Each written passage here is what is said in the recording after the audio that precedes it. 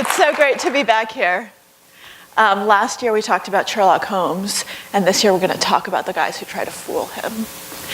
So let me take you back in time to 1951, the Korean War. We're in Canada, and Canada is experiencing a crisis of sorts in their fight in North Korea, which is the following: they have no doctors. People are dying, nobody wants to volunteer, nobody wants to serve their country, and they really are a little bit desperate. One fine day, Dr. Joseph Cyr walks into the office of the recruitment office in Canada and says, "I would like to volunteer my services." And Dr. Cyr presents his credentials. The recruitment officer is so impressed. I mean, this guy is a surgeon. He has impeccable qualifications that he basically wants to lock the door to make sure that he won't change his mind and walk back out. And so he says, "1 second, just please stay here," calls his superior officer, fast tracks the application. Lo and behold, Dr. Cyr gets his commission and is sailing aboard the HMS Cayuga out to North Korea. He's the only doctor aboard. He's in charge of all of the soldiers, hundreds of lives under his care. They get to North Korea, and since it's a war, people get hurt. And so one fine morning, they see a boat. And in that boat are Korean soldiers, and they've been seriously wounded. They've been in an ambush. The captain of the ship comes to the doctor and says, "Will you treat these Koreans? You don't have to, they're not Canadians. It's not actually your duty, but will you do it out of the goodness of your heart?" And Dr. Cyr says, "But of course I will," because that's the kind of guy he is. And he prepares for surgery. Now, let's just rewind a little bit. Dr. Cyr is not actually Dr. Cyr. His real name is Ferdinand Waldo Demara, as he will become known, the Great Imposter. Not only is he not a doctor or a surgeon, he's never finished high school. He has 2 qualifications. One, he's got a medical textbook and he thinks he's pretty smart. And 2, he has the sort of confidence that allows him to say, "I can do this. I'll be a great doctor. Why in the world not?" Now, we would think that at this point in the story, so here he is preparing for surgery, something would click in his mind and he'd say, "You know what? I've never done this before. Maybe I should just call it a day and say, guys, I'm really sorry. I'm not actually a doctor. I can't do it." No. He decides that he's going to cut people open because this is a great time to really start being the surgeon. He knows in his heart he is. So he actually starts doing the surgeries. And he's got his best friend alcohol with him. If you drink enough, then you can perform any surgery. He's also got his second best friend, antibiotics. He learned very early on that if you apply people with enough antibiotics, chances are they're not going to die on your table. So nobody dies while he's performing these surgeries, which is actually kind of miraculous if you think about it. Now, we don't know who dies after because they're Koreans, and so right after he operates, they leave. But news of this wonderful miracle feat, because he knows how to self-promote, soon spreads, and a press officer says, "Dr. Cyr, we'd really love to write about you. Is that okay?" And he says, "Of course.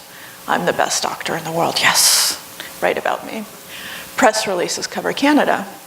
Dr. Joseph Cyr is sitting in Canada and looks at this and says, "Hey, I'm not in North Korea. I'm right here. And this is definitely not me." And then he sees the picture and he says, "I know this guy. He's a monk." Because, of course, Demara had been a monk before. That's where he stole Dr. Cyr's credentials, just in case. You never know when you're going to want to be a doctor. And so he calls the naval office and says, "Guys, I'm not Dr. Cyr." News gets back to the captain. The captain calls Demara into his cabin and says, "Sir, I hate to say this, but somebody is accusing you of being an imposter. There's Dr. Joseph Cyr. Here's his evidence." Demara throws a fit. He says, "I cannot believe, after everything I've done for you, you would believe him?" And the captain says, calm down. "I thought so. I thought he was the imposter. I know you're the real deal." And so he keeps him on and says, no, that guy's the imposter.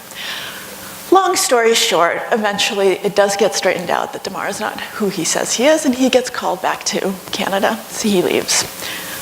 And the Navy doesn't press charges. Not only do they not press charges, they dismiss him honorably, no dishonorable discharge. They are so embarrassed. Their reputation is so incredibly fragile that they ask him for just one thing: please don't tell anyone. Leave quietly. We do not want news of this spreading. Damara, of course, is only too happy to oblige, returns to North America, where he's from. He's from Massachusetts, Lawrence, Massachusetts, and promptly re-enlists in the US Navy under a different name. Now, a few questions come up in my mind with someone like Damara. This is just one little point in a very illustrious career.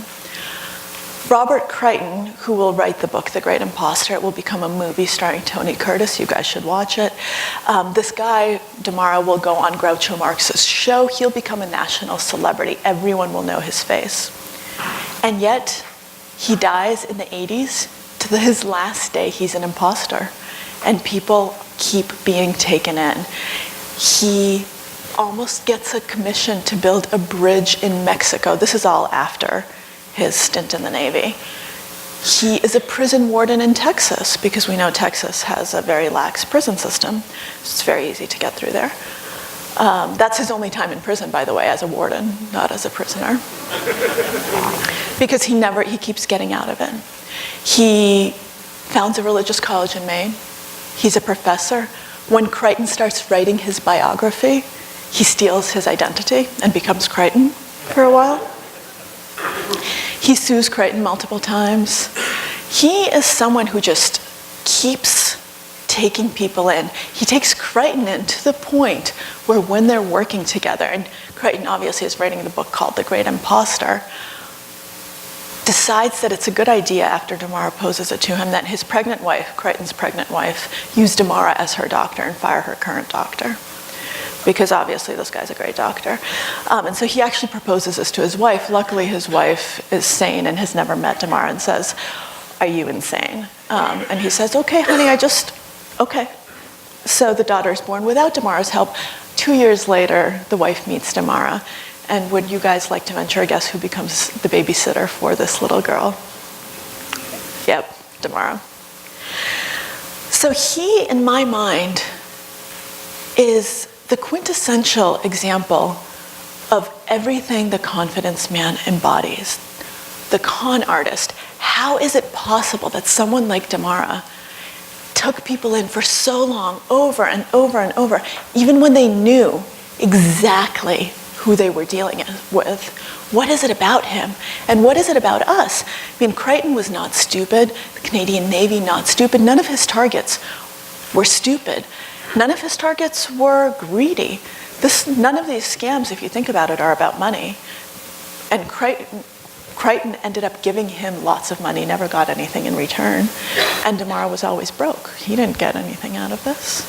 So what is it about us? What is it about him? How does that work? How does this work? That's the essence of the confidence game.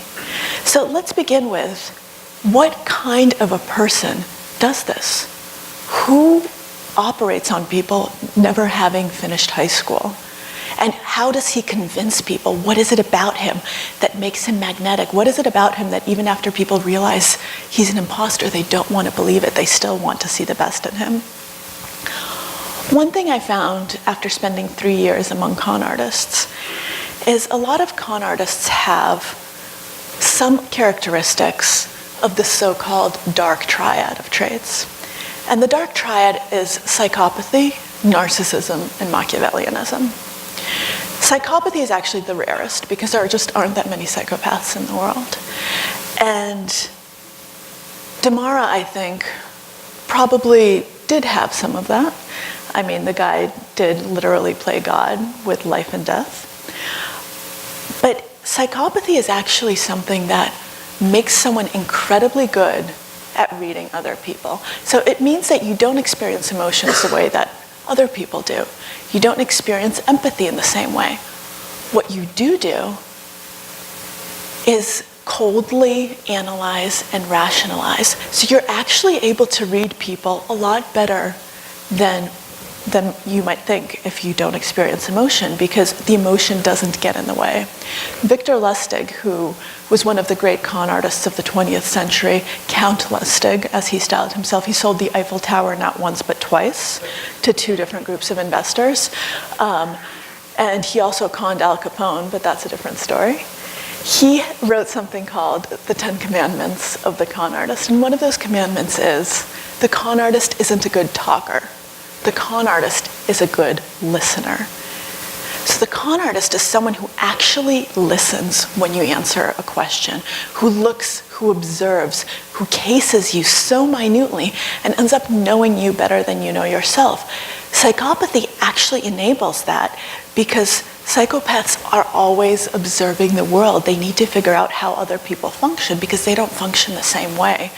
And so this enables them often to come off as incredibly empathetic, as incredibly charismatic, because charisma comes in your mind from someone taking an interest in you, right? Don't you like people who like you, who are interested in you?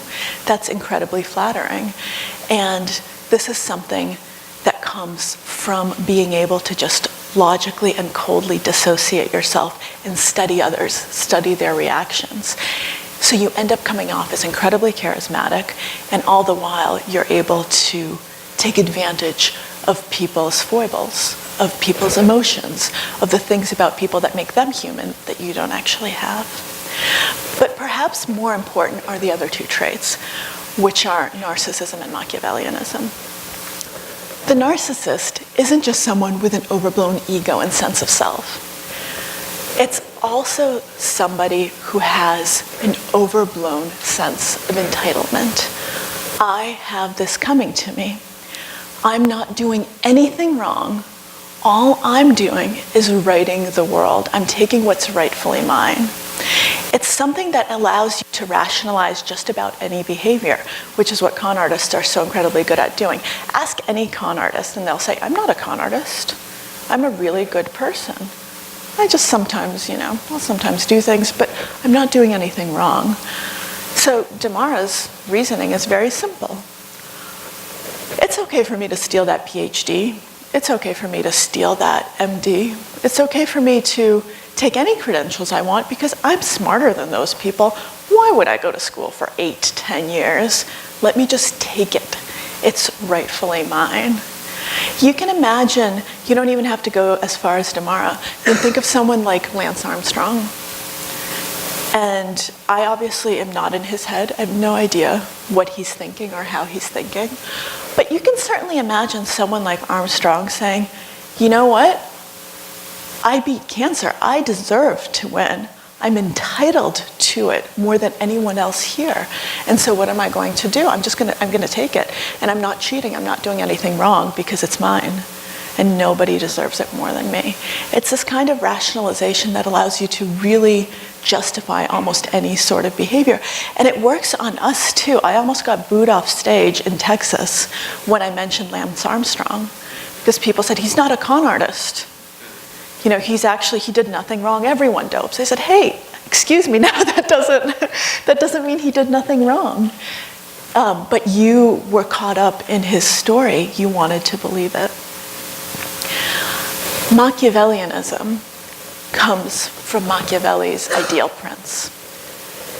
And what that entails is being able to manipulate people, and this is crucial, without their realizing they are being manipulated. So you get them to do exactly what you want them to do. But they actually think that it's coming from them. They don't see any of the machinations that go on behind the scenes. So this is actually, in some ways, the essence of what con artistry is. You have to convince people to act in your interest, but they think it's in their interest. So the actual origin of the term confidence man, as far as we know, comes from the 1800s. And there was this guy, William Thompson, in New York. And he was a very dapper gentleman, three-piece suits. I always imagine him with a top hat, probably a pocket watch. However you imagine your 1800s dapper gentleman. And he'd approach other likewise dapper gentlemen with a proposition. He would say, have you the confidence in me to lend me your watch until tomorrow? And this is so crazy, right? Someone comes up to you in the street and asks you to give them your watch. You're not going to give it to them, are you? Well, they did.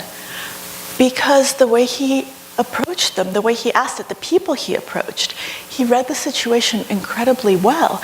And he asked such a loaded question. We're gentlemen. Do we abide by the gentleman's code? What kind of a world do you live in? Do you live in a world where you trust me and you have the confidence that your watch will be returned to you? And what ended up happening was people gave him their watches. And when he was finally caught, he had lots and lots and lots of watches. And that was the origin of the term confidence man, the confidence game. Have you the confidence in me? Will you give me your confidence? Machiavellianism is brilliant because one of the reasons that I think we're so fascinated by con artists is that they're artists. They don't actually take anything from us. I mean, those people gave Thompson their watches, and we give. Think of the people who invested with someone like Bernie Madoff, right? He didn't steal money from anyone. He didn't rob them. He didn't break into their house. People begged him to take their money, and he wouldn't take it. He said, oh, no, I'm all closed up, no new investments, this, that, the other thing. I mean, people had to wait for years. There was a waiting list. Then they were so thrilled. They said, thank you, please take more. And that is Machiavellianism. It's like going to a car dealership, and as soon as you have a used car salesman, that's an expression for a reason. As soon as someone tries to upsell you, you're out of that dealership, right? You say, I don't need this. I know what I want. Stop trying to upsell me. Stop being such a salesman. And you leave. But now imagine you go to a dealership and there's another customer just like you who's kind of browsing around, and you say something and he says, oh, I had that car, I didn't like it, but this one that I own right now, oh my God, it's amazing.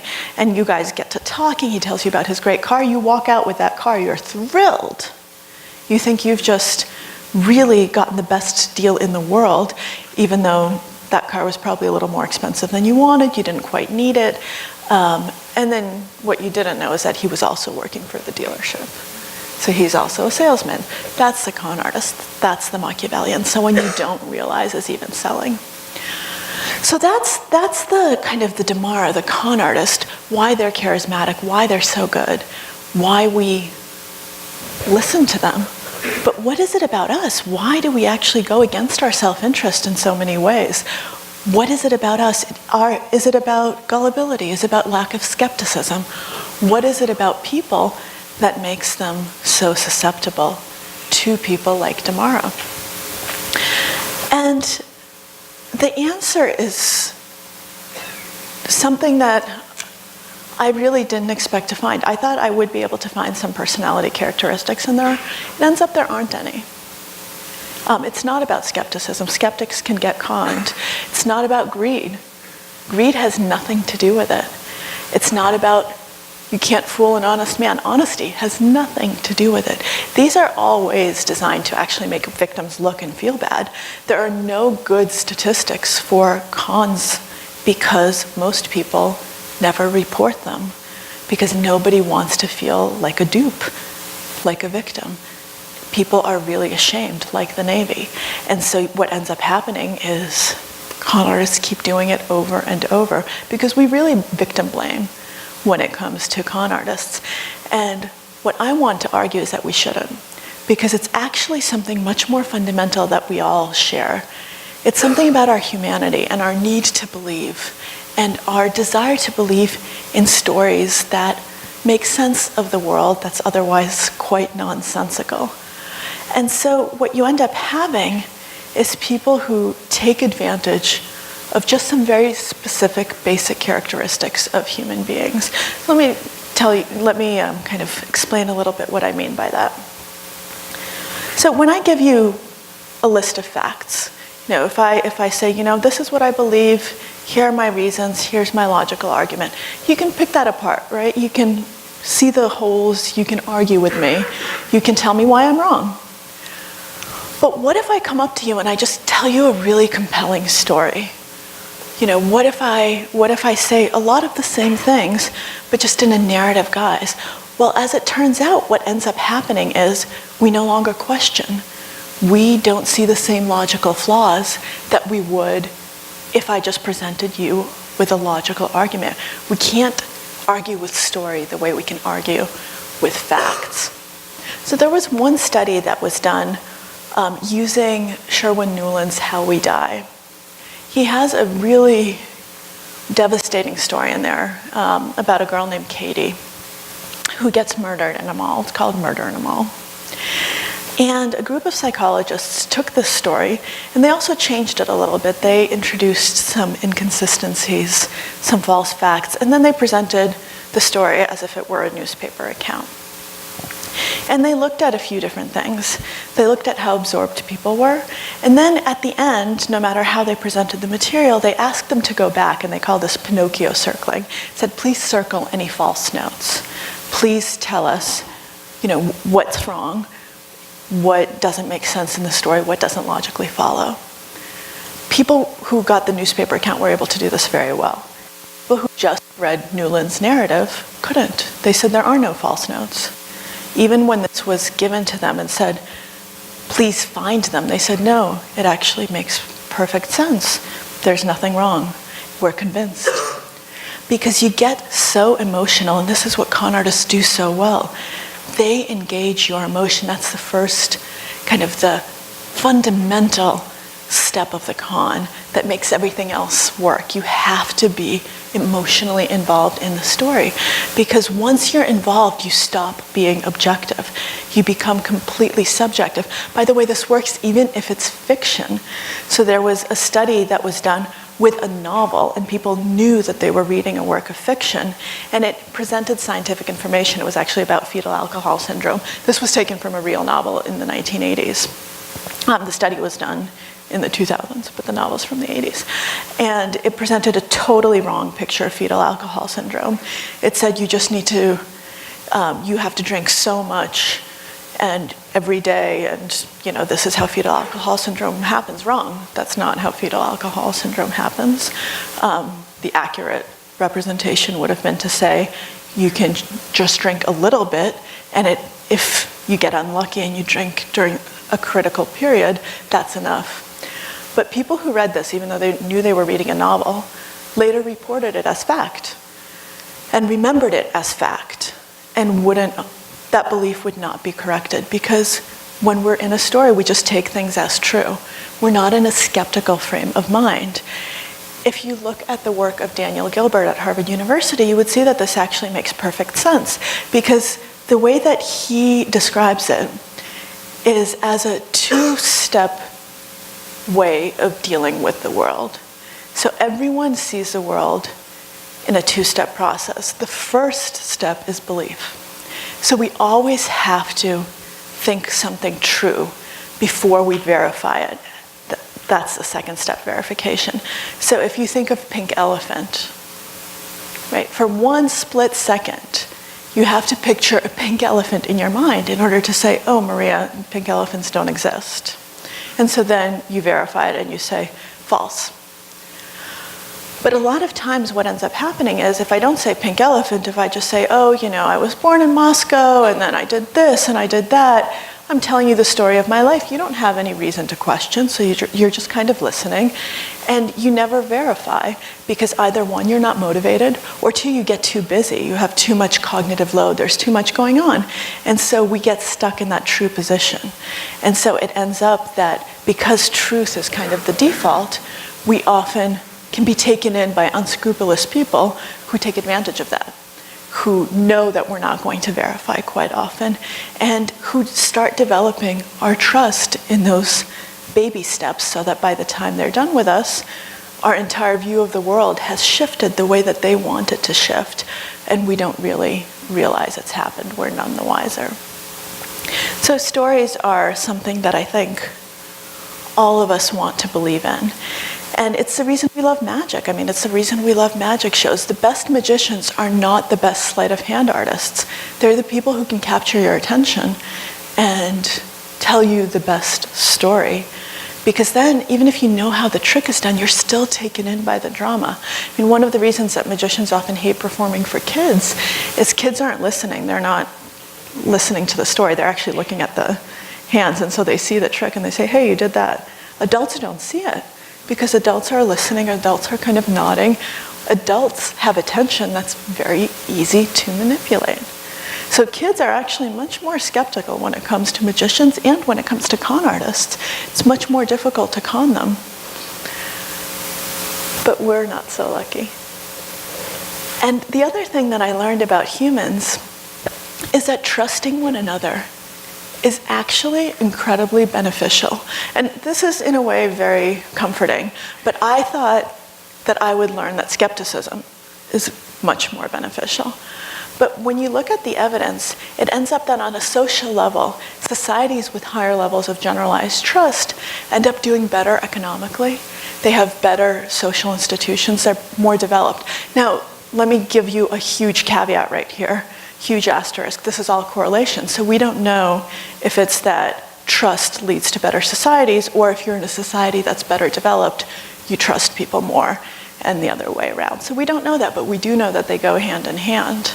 And on a personal level, you see that higher levels of trust often correlate with higher levels of intelligence, better educational outcomes, better health and happiness. And if you think about it, it actually kind of makes sense. One of the things that we keep finding over and over and over is that one of the keys to longevity, the people who end up having longer lives, who end up being with it longer, social connection, social bonds, the strength of your social network. And how do you build new relationships? How do you forge new bonds? Through trust, through trusting others. And so, if you think about it, we're not wrong to trust because most people are not out to get us. But then the bad actors who are can swoop in and do that. And so we come to this sort of equilibrium that's been stable for years and years and years, hundreds of them, just like with psychopaths. If there are just enough of them that they are rare, that you don't meet them all the time, they thrive. If there were more, if the whole world suddenly turned into con artists, then I think people would become more cynical, more skeptical, more hardened. In fact, I grew up in the Soviet Union. No one trusted anyone. I mean, you wouldn't talk, you didn't trust your kids, you didn't trust your parents, you know. Level of trust, negative, not even zero. So you do see these sorts of things where that equilibrium breaks down. When you have a country of crooks and con artists, that's what ends up happening. But in societies like ours, because most people aren't out to get you, you end up being susceptible to the ones that aren't. And that's not a bad thing. Because after I researched this book, after I wrote it, I thought, oh my God, people are awful. Everyone is awful because I met so many con artists and I spent so much time among them. I just said, I'm locking myself in a room and I'm never believing anything you tell me ever again. I don't care if I met you at a party, we're done. I'm just out of here. And it took me a while to get out of that frame of mind. And this is how I did it. I realized that, you know what, if you do that, you close yourself off to experience. You close yourself off to new relationships. You close yourself off emotionally. And that can be a very isolating way of living and one that's not necessarily worth the trade-off. So I said, you know what, if I get conned, so be it. It's part of my humanity. It's part of what makes me who I am. It's part of what makes me human, and I'm not willing to give that up. One thing I will say is that, yes, these are things we all share, but there is one thing that makes people more susceptible, and it's not a personality trait. It is where you are in your life at this particular moment. So it turns out if you're in an emotionally vulnerable place, if you're in a moment of transition, you become a better victim for con artists. So and this transition can be positive or negative. All it means is that your frame of reference has shifted, that something has changed, that you no longer have the world that you used to have, and that you're kind of searching for certainty. So you might have lost a job. Maybe you got a new job, and it's great and you're excited, but you have to move across country, so you really, you've lost your network of friends. Maybe there's been a death. Maybe there's been a divorce. Maybe you've gotten married. Maybe there's been a birth. All of these things shake you up and make you kind of emotionally vulnerable. It makes us want certainty even more than we normally do, and con artists swoop in. This is their feeding ground. They love this. I mean, there are con artists who actually troll the obituaries. I met one con artist who was a wedding con artist. So that movie, Wedding Crashers, true story. There are people who actually professionally impersonate relatives and friends because they figure out, oh, look at wedding announcements, see who's getting married, and act accordingly. I read about this woman, Aunt Nancy, who would read a wedding announcement, then call up the family and say, hi, I'm Aunt Nancy. I'll be in town. I'd love to meet you before the wedding.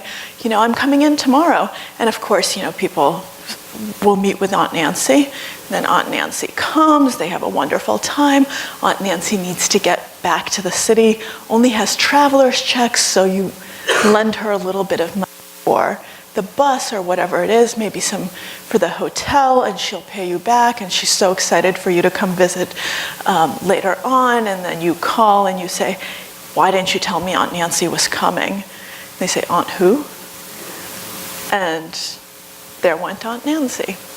But these sorts of things happen all the time, and so once again, moments of change, moments of emotional vulnerability. And so at those moments, the message of my book is that we're all susceptible, unfortunately, and I'm still susceptible after researching this and spending time with it. And there's nothing that will make us totally immune. But there is one thing that we can do to try to make ourselves a little bit less vulnerable. And that's especially at moments like this, to realize that there really is no such thing as the exception of the rule. That's a really, really, really stupid expression. And I don't know why the exception that proves the rule exists. That just doesn't make any sense whatsoever. So there are no exceptions to the rule, and you certainly are not an exception. And so if it seems too good to be true, it's not probably as it is. So if something happens, if you've lost your job and all of a sudden there's this great opportunity and someone's coming in, no. No, you are not suddenly very lucky. And the problem is when something good happens, we don't ask questions. We only ask questions and start questioning when bad things happen. And so I propose your neighbor test. So if this happened to your neighbor, Bob, would you say, Bob, oh my God, this is wonderful, take this opportunity, this is so great, oh, I'm so glad you met this person? Or would you say, Bob, there are some red flags about this. If you would tell Bob to be careful, then you should be careful as well, even though we all know you're exceptional. In this particular case, be more like Bob. And so that is my message to you. Always think of Bob, and then maybe you will not be the person who Damara targets next. And maybe you will be, and that's also okay. Thank you guys so much.